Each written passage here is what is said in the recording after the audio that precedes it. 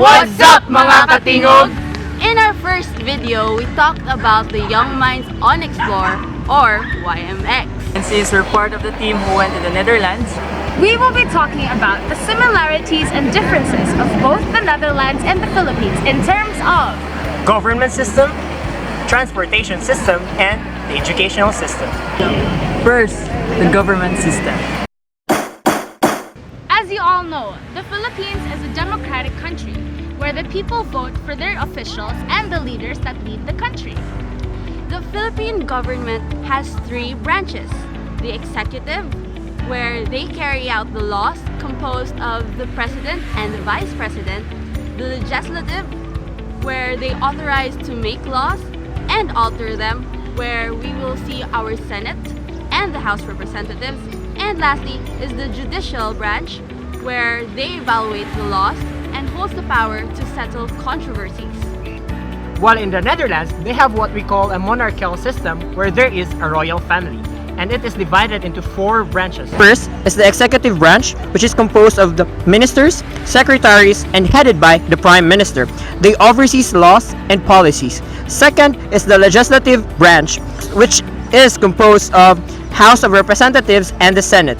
They propose and change legislation. Third is the monarchy, where the king is part of. He co-signs every law to confirm its validity, and also he leads the country. Lastly is the judicial. Here, in every election, the people vote for the party, and if they win, they're given a number of seats of the party and have the freedom who will sit in them in the council. You know what's the biggest surprise in their government? The senators and the councilors only work a part-time job. What? Cool! Next, the transportation system. Netherlands is a country where there are more bikes than there are people, that they actually built roads just for their bikes. The country also has a lot of trains, trams, buses, and privately owned vehicles. In the Philippines, we have jeepneys, habal-habal or motorcycles, taxis, buses, tricycles, and also privately owned vehicles. If you're having a hard time to commute, you can always use the Grab or Angkas app to get a taxi, private car, or a motorcycle to go to you and bring you to your destination. I'm an Angkas biker. Tingog bike. Next, we are going to talk about the educational system.